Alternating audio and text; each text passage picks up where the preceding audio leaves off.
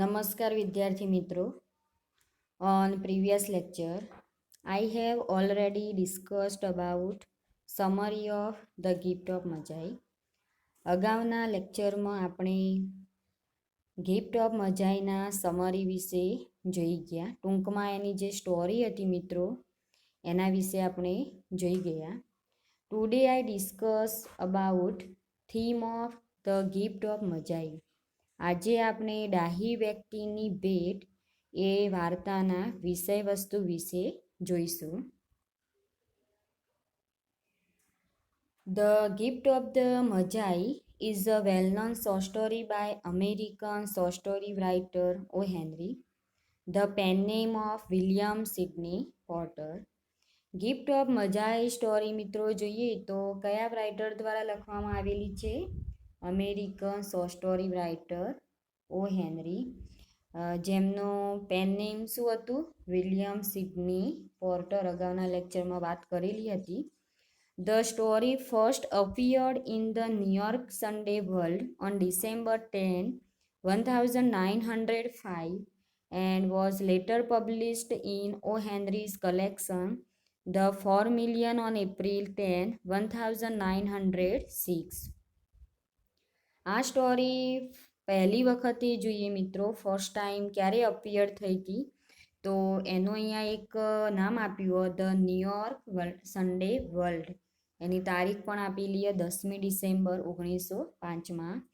અને letter publications જોઈએ મિત્રો તો O Henry's collection the 4 million on April 10, 1906. તો લેટર પબ્લિકેશન જોઈએ તો 10મી એપ્રિલ 1906માં ઓ હેનરીનું જે કલેક્શન રહ્યું ધ 4 મિલિયન તે એ પબ્લિશ કરવામાં આવી હતી. હવે મિત્રો જોઈએ કે આ સ્ટોરીનું જે સેટિંગ હતું એ કઈ જગ્યાએ હતું એનું આપેલું. The action takes place in New York City in a very modest apartment and in a hair shop down the street from the apartment. હવે આ સ્ટોરીની જે એક્શન્સ મિત્રો અહીંયા બતાવવામાં આવી હતો એ ન્યુયોર્ક સિટીમાં એની એક્શન ટેક્સ પ્લેસ થઈ હતી અને મોડેસ્ટ અપાર્ટમેન્ટ અહીંયા ચૂઝ કરવામાં આવ્યો હતો. હવે મોડેસ્ટ અપાર્ટમેન્ટમાં જોઈએ તો હેર શોપનો અહીંયા વાત કરવામાં આવી. એ હેર શોપ કઈ જગ્યાએ આવેલી હતી તો સ્ટ્રીટ ફ્રોમ ધ અપાર્ટમેન્ટ. જે અપાર્ટમેન્ટ હતો એના સ્ટ્રીટની એ બાજુમાં જ અહીંયા હેર શોપ અહીંયા આવેલી હતી. Although Porter does not mention New York by name, he does refer to Coney Island, the city's most famous amusement park located in the borough of Brooklyn. તો આ અહીંયા પોર્ટર દ્વારા મિત્રો ન્યુયોર્ક એ કંઈ નામ આપવામાં આવેલું નથી. સ્ટોરીની શરૂઆતમાં તમે જોતા હશો તો આપણને એવું કંઈક ન્યુયોર્ક સિટી એવું કંઈ ફાઇનલી અમને ઇન્ડિકેટ કરેલું નથી, બરાબર.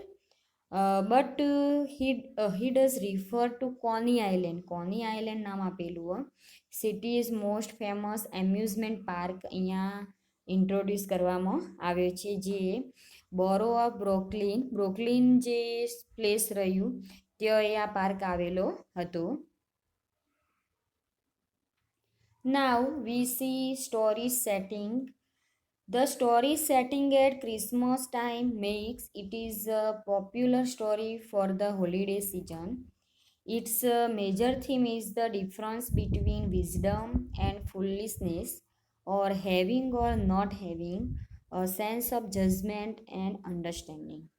આ સ્ટોરીનો સેટિંગ જોઈએ તો ક્રિસમસ ટાઈમ કરવામાં આવ્યું હતું અને આ સ્ટોરી માટે જોઈએ તો હોલિડે સિઝન રાખવામાં આવ્યો હતો. હોલિડે સિઝનમાં આ સ્ટોરી લખવામાં આવી હતી.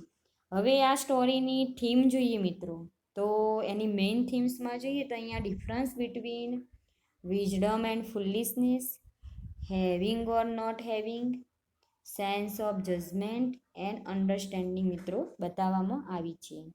તો આ સ્ટોરીના વિષય વસ્તુમાં સમજણ અહીંયા આપવામાં આવી છે.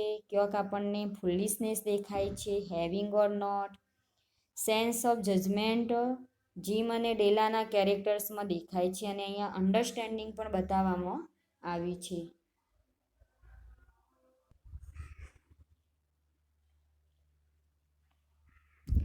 The story starts with a description of the place where the major characters live and then the major female character is introduced.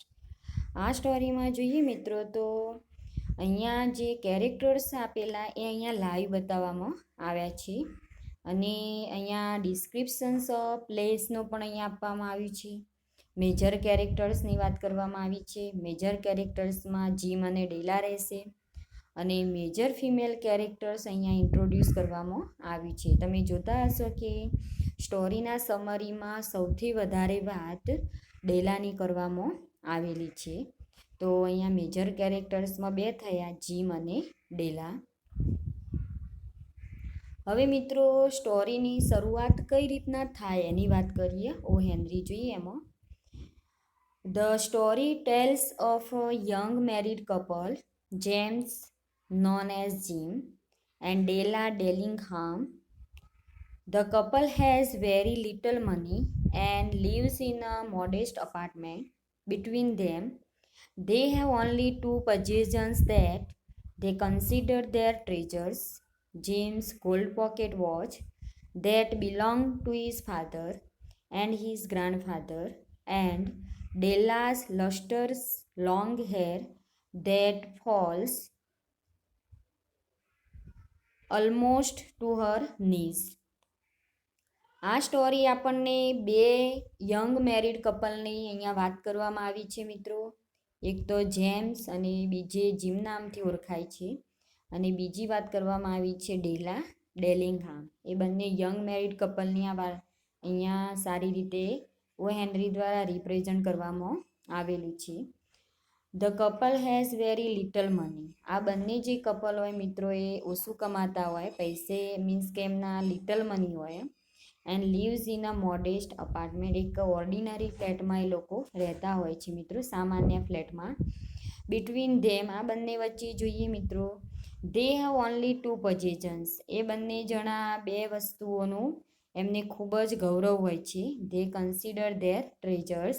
એમને બે મૂલ્યવાન વસ્તુઓ, બે જે એમની વસ્તુઓ હોય એને ખૂબ જ મૂલ્યવાન ગણતા હોય, પ્રિસિયસ થિંગ્સ માનતા હોય. પહેલી વસ્તુ જોઈએ મિત્રો, જીમ્સ ગોલ્ડ પોકેટ વોચ. જીમની સોનાની ઘડિયાળ હોય મિત્રો, કે જે એના ગ્રાન્ડફાધરે એને આપેલી હતી. એના ગ્રાન્ડફાધરે એના ફાધરને આપેલી હતી ને એના ફાધરે જીમને આપેલી હતી. તો વારસામાં આ ગિફ્ટ જીમના જોડે હતી. એન્ડ સેકન્ડમાં જોઈએ તો ડેલાસ લસ્ટર્સ લોંગ હેર. ડેલાના લોબા હેર, લોંગ હેર એના જે હતા એનું ગૌરવ એ વધારે લેતી હતી. That falls almost to her knees. આ એના લોંગ હેર છેક એના ઘૂંટણ સુધી પહોંચતા હતા. અને ડેલાના જે લોંગ હેર હતા મિત્રો એ જીમને વધારે ગમતા હતા.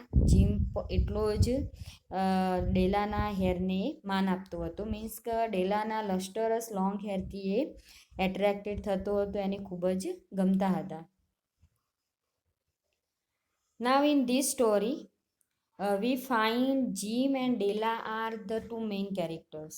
આ સ્ટોરીની અંદર જોઈએ તો જીમ અને ડેલા એ બંને મુખ્ય પાત્રો થશે. They are both protagonist. આ બંનેમાં બંને જણા પ્રોટેગોનિસ્ટ રહે છે મિત્રો, કારણ કે બંને જણાનું સેમ વેલ્યુ અહીંયા બતાવવામાં આવી છે ઓ હેનરી દ્વારા.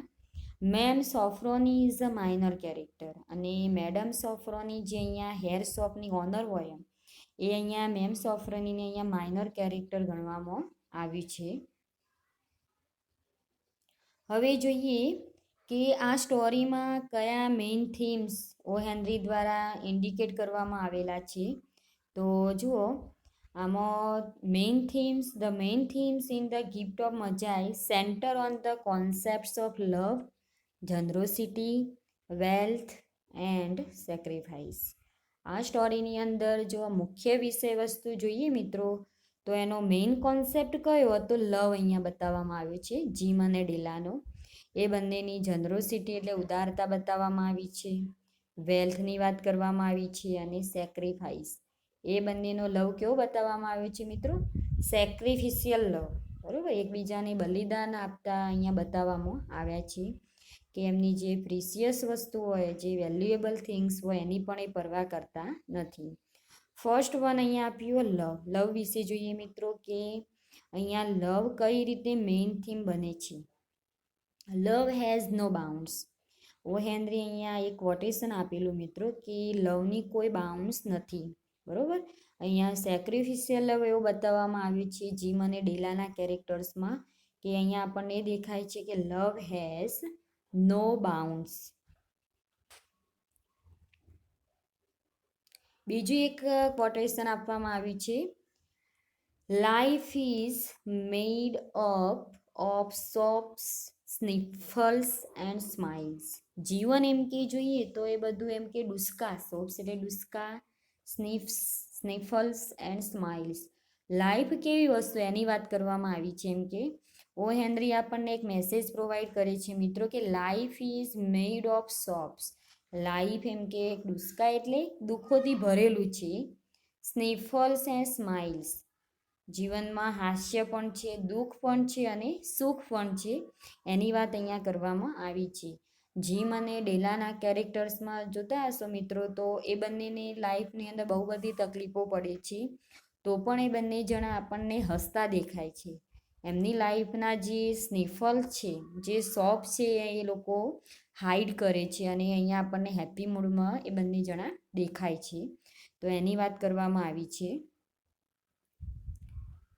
હવે in this story we find deep love between Della and Jim, which leads them to sacrifice the greatest treasure of their house to buy their Christmas gifts.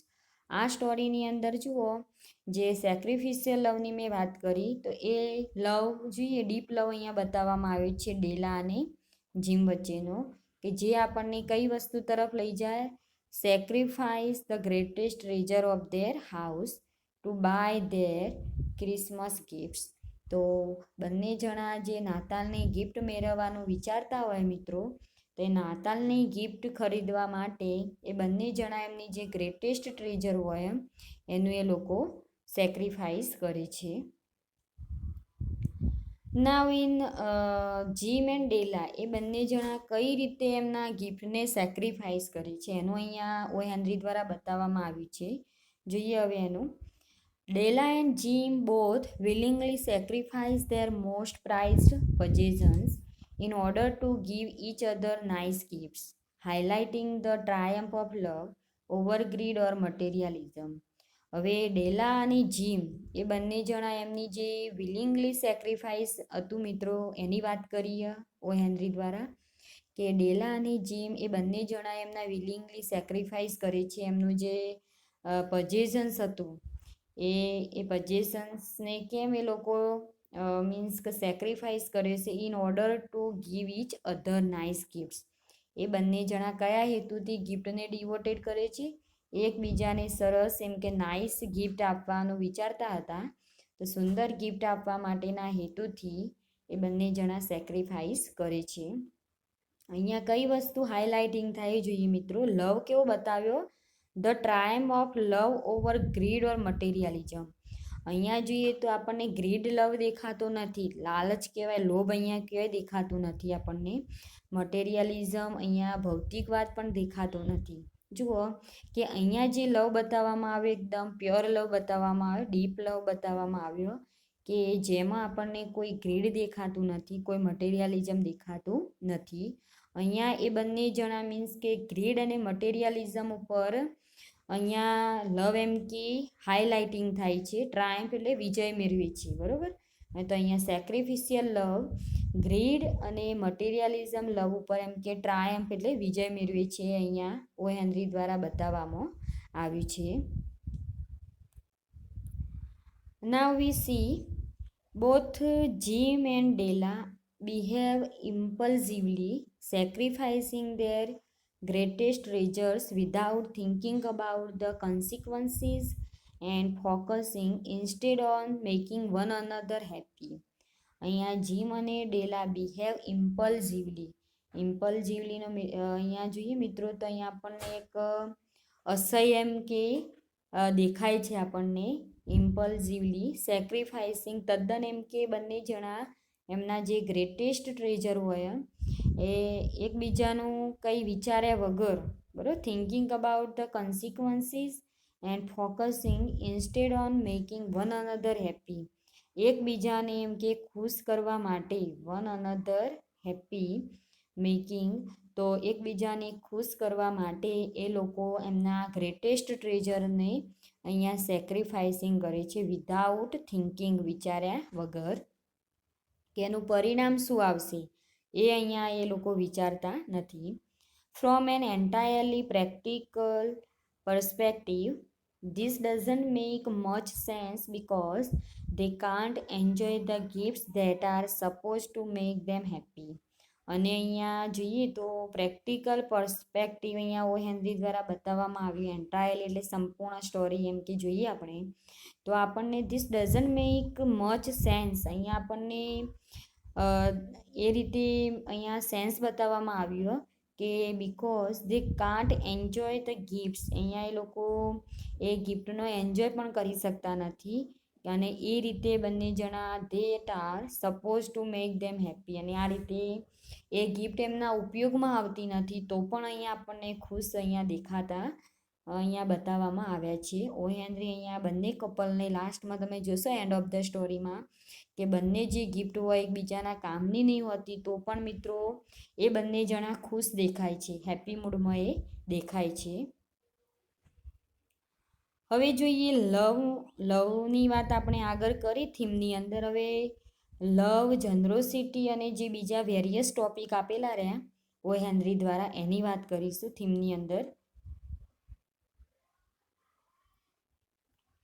Love, generosity and the various definitions of wealth and poverty are central themes in the gift of the Magi, in which a poor loving young husband and wife sell the only valuable things they own to give each other special Christmas gifts. હવે આ વાર્તાની અંદર જોઈએ મિત્રો તો ઓ henry આપણને એક લવ, જનરોસિટી and various definition આપવામાં આવી છે. પોવર્ટીની ડેફિનેશન આપવામાં આવી છે, વેલ્થની આપવામાં આવી છે. તો અહીંયા એક પુઅર કપલ બતાવવામાં આવ્યા, loving young husband and wife, એ બંને જણા પુઅર હતા એમ કે, અને sell the only valuable things they own to give each other special Christmas gifts. એ બંને જણા એકબીજાને નાતાલની ગિફ્ટ આપવા માગતા હતા અને એમની જે સ્પેશિયલ ગિફ્ટ હોય, વેલ્યુએબલ થિંગ્સ હોય એને ડિવોટેડ કરે છે, એને આપી દે છે. Della Young sells her beautiful hair to buy Jim a platinum watch chain. ડેલા મિત્રો શું કરે છે જુઓ કે એના જે સુંદર બ્યુટીફુલ હેર હોય એને વેચી નાખે છે અને એના બદલામાં શું ખરીદે જુઓ, જીમ પ્લેટિનમ વોચ. ડેલા જીમની ઘડિયાળનો પટ્ટો નહીં હોતો મિત્રો, તો એ જીમના સોનાની ઘડિયાળ માટે એ સારો એવો પ્લેટિનમ પટ્ટો ખરીદે છે. And Jim sells his heirloom watch to buy Della some tortoise shell hair combs. અને જીમ શું કરે છે જુઓ, જીમ ડેલાને સુંદર ગિફ્ટ આપવાનું વિચારતો હતો અને જીમ અને ડેલા જ્યારે એ બંને જણા માર્કેટમાં જતા મિત્રો તો ડેલા હંમેશા એના કોસ્કાઓ ખરીદતી, કોસ્કાના સેટ ઉપર જ એને નજર રહેતી. તો જીમને એવો વિચાર આવ્યો કે ડેલા માટે એવો કોસ્કાનો સેટ એમ કે લેતો જાઉં. ટોર્ટોઇઝ સેલ હેર કોમ્સ એટલે કે ટોર્ટોઇઝ સેલમાંથી બનાવેલા એમ કે જે કોસ્કાઓ હતા એ એમ કે ડેલા માટે લેતો જાઉં. તો અહીંયા જોઈએ તો Jim sells her heirloom watch to buy Della some tortoise shell hair combs. Their gifts are useless. પણ હવે આ ગિફ્ટ કેવી બની રહે બંને જણાની, યુઝલેસ, કંઈ કામમાં આવતી નથી. ઇન વન સેન્સ, બીજી સેન્સમાં જોઈએ, બીજી રીતે વિચારીએ મિત્રો, Della can not wear her combs without her hair and Jim without his watch can not use his watch chain. હવે થાય એવું કે ડેલાના હેર નહીં હોતા મિત્રો, તો એના કારણે એ કોમ્સનો ઉપયોગ કરી શકતી નથી, અને જીમની જોડે એની ઘડિયાળ નહીં હોતી, તો એના કારણે એનો જે પટ્ટો હોય ઘડિયાળનો પ્લેટિનમ પટ્ટો એ કેન નોટ યુઝ, એ ઉપયોગમાં લઈ શકતો નથી. But the narrator of the story points out that the Young's possess a gift greater than any object. પણ અહીંયા આપણને ઓ હેનરી જે નરેટર મિત્રો આપેલા, તો એમના દ્વારા આપણને એક સારી રીતે જોઈએ તો એક વસ્તુ પોઈન્ટ્સ આઉટ કરીએ, ગિફ્ટ અ ગ્રેટર દેન એની ઓબ્જેક્ટ. બધા જ કોઈ પણ વસ્તુ કરતાં એમ કે એ બંનેની જે ગિફ્ટ હતી મિત્રો એને ગ્રેટર બનાવવામાં આવી છે.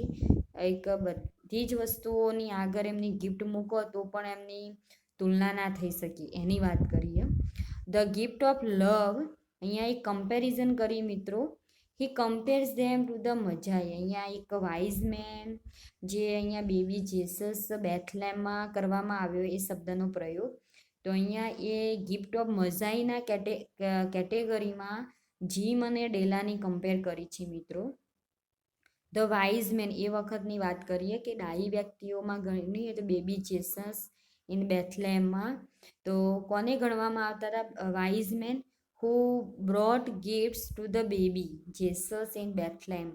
કે જે વ્યક્તિ બેબી જેસસ બેથલેમમાં જે વ્યક્તિઓ ગિફ્ટ લઈને આવતા હતા અને એ ગિફ્ટને જો સ્વીકાર કરવામાં આવે તો એને ગિફ્ટ ઓફ મઝાઈ ગણવામાં આવતા હતા. Saying, let it be said that of all who give gifts these two were the wisest, they are the મજાઈ. હવે મજાઈ વ્યક્તિ કોને ગણવામાં આવતા હતા એની વાત કરવામાં આવી બેબી જેસસમાં બેથલેમમાં. એવું કહેવામાં આવ્યું છે કેમ કે let it be said that of all who give gifts these two were the wisest. કોને વાઇઝેસ્ટ ગણવામાં આવે મિત્રો? કે જે લોકો એકબીજાને ગિફ્ટ આપે છે એમ કહો અને સ્વીકારે છે, દે આર ધ મજાઈ, તેમને મજાઈ ગણવામાં આવે છે. હવે અહીંયા સ્ટ્રીમ ઓફ કોન્શિયસનેસ બતાવવામાં આવી છે મિત્રો. સ્ટ્રીમ ઓફ કોન્શિયસનેસ અહીંયા સાયકોલોજીકલ વર્ડ છે મિત્રો. સ્ટ્રીમ ઓફ કોન્શિયસનેસ જોઈએ તો માનસિક આપણી અસભાનતા જે હોય, જે રિએક્શન્સ અહીંયા મેન્ટલ રિએક્શન્સ હોય એની વાત કરવામાં આવી છે. The story is told so that the reader feels as if they are inside the head of one character and knows all their thoughts and reactions. અહીંયા આ સ્ટોરીમાં જોઈએ બંને કેરેક્ટર્સમાં જીમ અને ડેલાના, તો અહીંયા આપણને કઈ વસ્તુ દેખાય મિત્રો કે અહીંયા જે કેરેક્ટર્સ બતાવવામાં આવ્યા છે કેવા? They are inside the head of one character. એ લોકોનું જે સિક્રેટ હોય મિત્રો એ આપણને પહેલેથી ખબર પડતી નથી. છેલ્લે લાસ્ટમાં તમે જોતા હશો કે જીમ અને ડેલા એમની જે પ્રિસિયસ વેલ્યુએબલ ગિફ્ટ હોય ને કઈ રીતે ડિવોટેડ કરે લાસ્ટમાં આપણને ખબર પડે છે.